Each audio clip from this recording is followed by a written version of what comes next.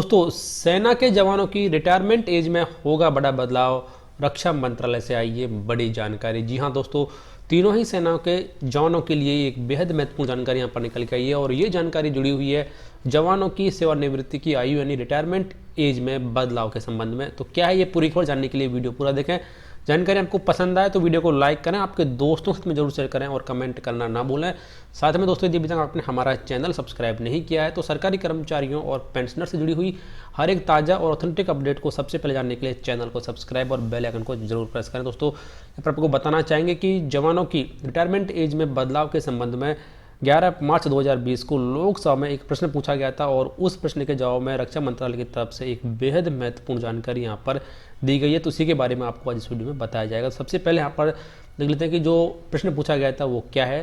तो यहाँ पर आप देख सकते हैं कि सेना में सेवानिवृत्ति की आयु में बदलाव। तो यहाँ पर तीन हमारे जो माननीय एमपीज हैं उनकी तरफ से ये प्रश्न पूछे गए थे और जो प्रश्न है वो यहाँ पर इस प्रकार है कि क्या रक्षा मंत्री जी है बताने की कृपा करेंगे कि क्या सरकार रक्षा सेवा कार्मिकों विशेष रूप से अधिकारियों के पद से नीचे के लोगों की सेवानिवृत्ति की आयु बढ़ाने पर विचार कर रही है?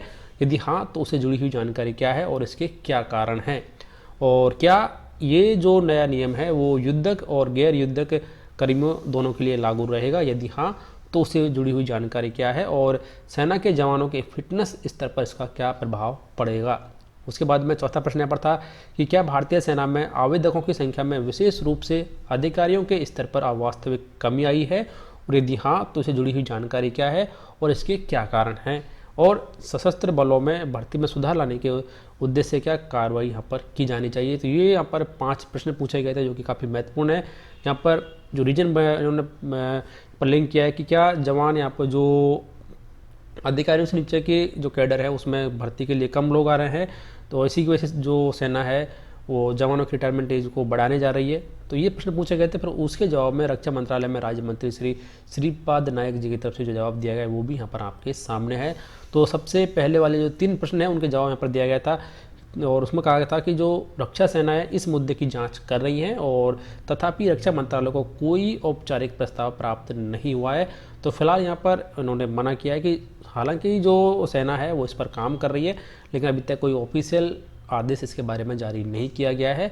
और लास्ट के जो 2 प्रश्न है उसका जवाब यहाँ पर दिया गया था कि भारतीय सेना द्वारा प्राप्त किए गए आवेदनों की संख्या में कोई उल्लेखनीय कमी नहीं हुई है। मतलब कि कमी यहाँ पर हुई है लेकिन उतनी ज़्यादा नहीं हुई है जिसकी वजह से सेना को ये सोचना पड़े कि जो पहले से ही सेना जो सैनिक हैं उनकी रिटायरमेंट एज को बढ़ाया जाए। लेकिन कुछ हद तक यहाँ पर आवेदनों में कमी आई है और हो सकता है इसी की वजह से, या फिर क्योंकि जो पहले से ही सेना में कार्यरत जो जवान हैं फौजी भाई हैं उनको पहले से ही एक्सपीरियंस होता है, इसी वजह से सरकार उनके रिटायरमेंट एज को बढ़ाने जा रही हो।